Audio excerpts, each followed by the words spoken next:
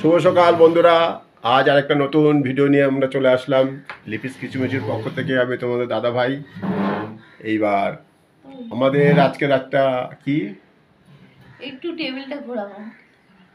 আচ্ছা, এই যে দেখো আমাদের তো এইরকম সেটটা ছিল, এখানে একটা আর্টিফিশিয়াল এই ট্রিটা ছিল, আর টেবিলটা দেখো এরকম আছে, এইভাবে আছে। এখানটা আমরা এখন ফেসবুকে রিলস করছি, ইউটিউবেও রিলস করেছি অনেক, আর ফেসবুকে প্রতিদিন আমরা রিলস করছি। বন্ধুরা, তোমরা যারা আমাদের সাথে বন্ধু আছো, ফেসবুকে আমাদের সার্চ করলে পাবে। আমার নাম সাধন দাস, আর তোমাদের দিদির নাম চৈতালি দাস। সেখানে আমরা রিলস করছি, ভিডিও দিচ্ছি এভরিডে, তোমরা একটু দেখো। আর এই জন্য এই জায়গাটা একটু বড় করার চেষ্টা করছি। তাহলে এই জায়গাটায় আমরা ঘরের মধ্যে করলে এই জায়গাটায় রিলসগুলো করি, আর কিছু ছাদেও করেছি, রাস্তায়ও গিয়েও করছি, মাঠে গিয়েও করছি। তাতে রেসপন্স খুব ভালো পেয়েছি, বন্ধুবান্ধবরাও অনেকে ফোন করে বলছে।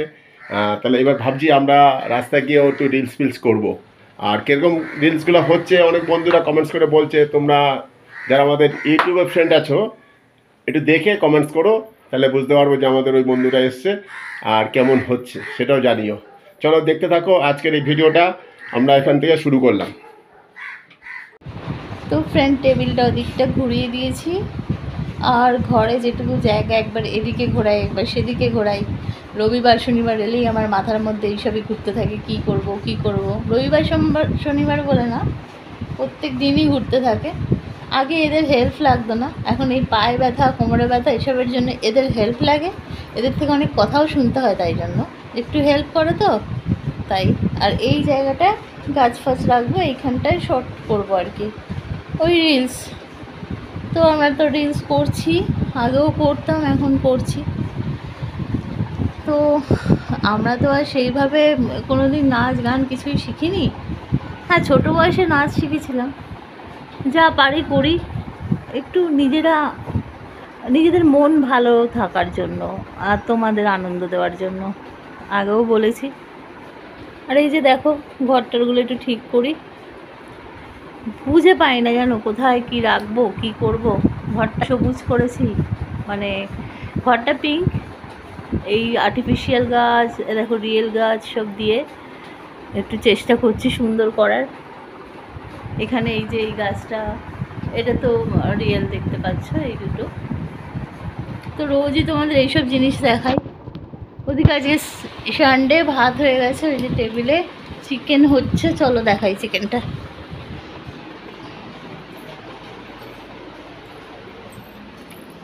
এত জামা কাপড় বেরিয়েছে কাচার, ওয়েদার ভীষণ খারাপ, তাই জন্য আজকেও মেশিন চালাইনি।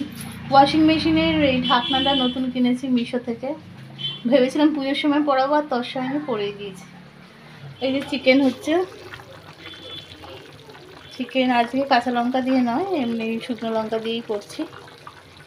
আর ভাত হয়েছে, আর কাঁচকলা আলু মাখবো, সিদ্ধ করেছি। ঢাকনা দিয়ে দিই, ঢাকনা দিলে আবার একটু বাড়ালে না পড়ে যায় গ্যাসে, কমিয়ে দিই, আরও হবে। এই এখানে আমাদের তুরির কলমি শাক, তুরি বসে আছে, তুরিকে এই দুপুরবেলা খাওয়ার আগে খুললেও খাটের নিচে ঢুকে যায় বলে খাইয়ে দাইয়ে তারপর ওকে ছাড়ি। তোমাদের দাদাভাই খালি গায়ে রয়েছে বলে দেখাচ্ছি না, এটা সানডেতে বাড়িতে আছে। আর এ মেয়ে সেই তখন থেকে চা নিয়ে বসে আছে, কখন ওর চা শেষ হবে ভগবান জানে। ও দেখো বলে আরও 10 মিনিট, খায় না। ওর বাবা কেন ওর জন্য রাখে কে জানে। চলো, একটা কাজে নেই, বসেই রয়েছে। আবার বলছে এতজন কাজ করলে কে বসে থাকবে, এইসব কথা। শ্বশুরবাড়ি গিয়ে কি করবে কে জানে, শ্বশুরবাড়ি নাকি যাবে না, ওকে নেবে কে শ্বশুরবাড়িতে? ওরকম কাজের ছিঁড়ি হলে নেবে কে? শ্বশুরবাড়িতে যতই করো বলবে যে কি শিখে এসছো, এটা কেন শেখোনি ওটা কেন শেখোনি। আর যখন কিছুই শিখে যাবে না তখন তো হাজার কথা শুনতেই হবে, আর সেগুলো মাদেরই শুনতে হয়। মা তো বলছে, করছে না, কাজ না শিখলে মাকেই শুনতে হয় কথা, তখন কিন্তু কেউ বাবাকে বলবে না। তো তবে আমার মেয়েকে শোনালে আমার মেয়ে মনে হয় না চুপ করে থাকবে, সেও আবার হাজার কথা শুনিয়ে দেবে, যা মনে হয় আমার। কোন দিন শ্বশুরবাড়ি থেকে ফোন আসবে যে আপনার মেয়ের এরম কথা, আর কিছু করার নেই আমার, চুপ করে তখন আমাকে শুনতে হবে। কি আর বলবো, দোষ তো মায়েরই হবে না।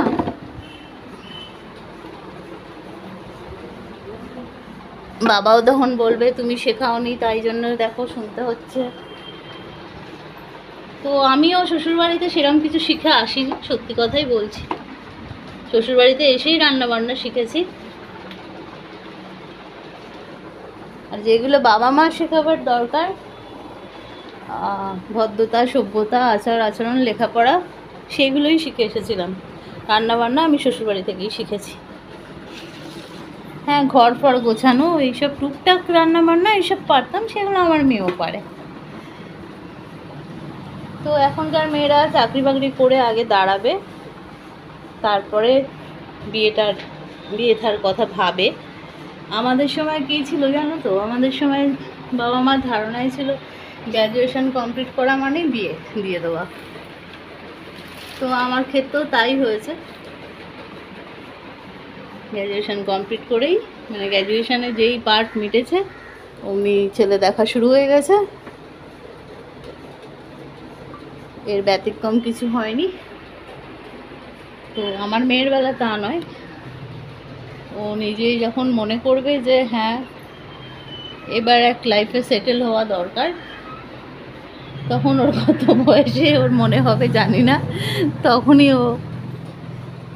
ওর বলবে আমাকে, কি ও নিজে খুঁজে নেবে, ওই জানে। নিজে খুঁজে নিলে সব থেকে ভালো, পরে আমাকে কিছু বলতে পারবে না খারাপ হলে। আর খারাপটা ভাবলে খারাপ হবে, খারাপ কেন ভাববো, ভালোই হবে। লেখাপড়া শিখিয়েছি, ভালোভাবে মানুষ করার চেষ্টা করছি, তো ভালো না হলে মন খারাপ হবে। সকলে আশীর্বাদ করো যখন ও সুস্থ থাকে, ভালো থাকে, পড়াশোনায় ভালো হয়, বিয়ের ব্যাপার পরে দেখা যাবে।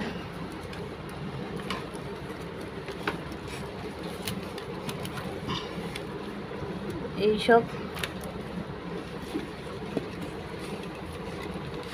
মাঝে মাঝে বলে একটাও প্রেম হলো না, এসব বলে মাঝে মাঝে আমাকে। আমি বলি যে যতদিন না হয় ভালো। চলো, আজকে অনেক কিছুই তিন্নির কথা শেয়ার করলাম। তিনি অবশ্য সামনেই বসে আছে, কিছু বলছে না। কিছু বলছিস না তিন্নি? আর এই লাইটটা না লাগিয়েছি আমার আয়নায়, দাঁড়াও দেখাই। এটা কোথা থেকে নিলাম? ফ্লিপকার্ট থেকে। দাঁড়াও, এই দেখো, লাইটের মধ্যেও লাইট জ্বলছে তো ঠিক বোঝা যাচ্ছে না, অন্ধকার করলে বোঝা যাবে।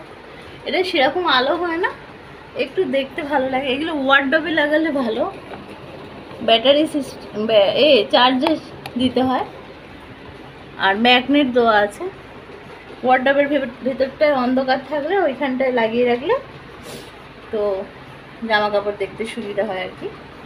তো আমি এখানটায় লাগিয়েছি, আর আয়নাটা এইভাবে সাজানো আমার। এই ঘরটা সারাক্ষণ আমি এই করতে থাকি, আর ওই ঘরে তো ঘুম থেকে উঠে সেই বিছানা বালিশটাও তোলেনি ম্যাডাম, সেগুলো তুলবো, গোছাবো।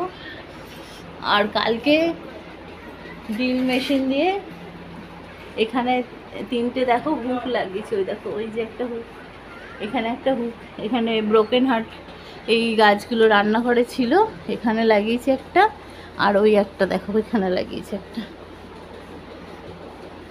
আর রথের মেলা এবারে গাছ কিনতে যাওয়া হয়নি, মানে কিনতে যাওয়ার আগে আমার ব্যালকনি পরিষ্কার করতে হবে, মানে প্রচুর গাছ হয়ে গেছে, একটু ফাঁকা না করে নতুন গাছ এনে রাখবো কোথায়। তো উল্টো রথ তো কালকে হয়ে গেল, কিন্তু ওই মেলা অনেক দিন থাকে গাছ, আর যত তুমি দেরিতে যাবে হয়তো খুব ফ্রেশ মাল পাবো না, মানে গাছ, কিন্তু এর দাম অনেকটা কমে পাবো। তো যাবো যাবো করে যখনই ভাবছি, এমন বৃষ্টি আসছে, বৃষ্টির মধ্যে ভালো লাগে না আমার একদম বেরোতে, বৃষ্টির মধ্যে মনে হয় ঘরে বসে বসে গল্প করি, টিভি দেখি এইসব। যদিও টিভি অতটা পছন্দের নয়, গল্প করতেই বেশি ভালো লাগে। চলো, এই দেখো এই মানি প্ল্যান্টটা এখানে এনে রাখা হয়েছে। এটা বাইরে এই ব্যালকনিতে ছিল এই গাছগুলোর সাথে। ব্যালকনিটা একটু পরিষ্কার করা হয়েছে। হ্যাঁ, আর এই মানি প্ল্যান্টটাকে এই তারটা জুড়ে দিয়েছে, এটা বাবা করেছে। মানে প্ল্যানটা মায়ের ছিল। হ্যাঁ অবশ্যই, আর বাবা কাজটা করে দিয়েছে। এবার এই মানি প্ল্যান্টটা ওই তারটা বেয়ে বেয়ে উঠলে পুরো জায়গাটা, ঘরটা পুরো জঙ্গল। বেশ কতগুলো মানে বদ্যি পাখি হয় না, ওই যে কচমাচ কচমাচ করে, ওগুলো বেশ ঘরে ছাড়া থাকতো, সারাক্ষণ তিন্নিকে জ্বালাতো। সেই ঘড়ি প্লাস ওইগুলো সব, ঘড়ি একাই এনাফ। তো ভালো লাগতো, ন্যাচারাল। তো ঠিক আছে, আমার কোনোদিন বড় বাড়ি হলে কত সাজাবো বলো তো, কত গাছ রাখবো। ছোট ঘরেই এত গাছ, বড় বাড়ি হলে হবে কি করে, হবে না। তাও আশায় মরে চাষা। আমিও আশা রাখি আমার তিন্নি করে দেবে, আমার বড় করে দিতে পারে, এও একটা দিলেই হবে। একটা বড় বাড়ি থাকবে, বড় ব্যালকনি, বেশ রোদ ঢুকবে। এটা আমার এই বাড়িটা সব খুব প্রিয়, মানে আমার এই ফ্ল্যাটটা, কিন্তু রোদ ঢুকে না একদম, এটা একটা আমার আফসোস। তো কোনোদিন যদি হয় রুম, আর মানে আমার ফ্ল্যাট বা বাড়ি, বাড়ি করা কলকাতায় জায়গা কিনে অসম্ভব ব্যাপার, হলে হয়তো ফ্ল্যাট হতে পারে। তো আমি এটা কোনোদিন বিক্রি করব না, এটা আমার কাছে একটা স্বর্গ। আমি যে ফার্স্ট কিছু বছর যেভাবে কষ্টে কাটিয়েছি, তারপরে এটা পাওয়ার পর মানে আমি নিজেকে ফিরে পেয়েছি আর কি। তো এটা রেখে যদি কোনোদিন করতে পারি ঈশ্বরের কৃপায়, তাহলে একটু রোদ ঢুকবে এরকম করার চেষ্টা করব। এখন সবই ভগবানের আশীর্বাদ, আর তোমাদের আশীর্বাদ তো বটেই। চলো, আজকে ভিডিওটা এখানেই শেষ করলাম। কিছু কথা বললাম, এগুলো কথা তো অনেক কিছুই থাকে, সব কিছু তো আর প্রকাশ করা যায় না সব সময়, মাঝে মাঝে প্রকাশ করে ফেলি।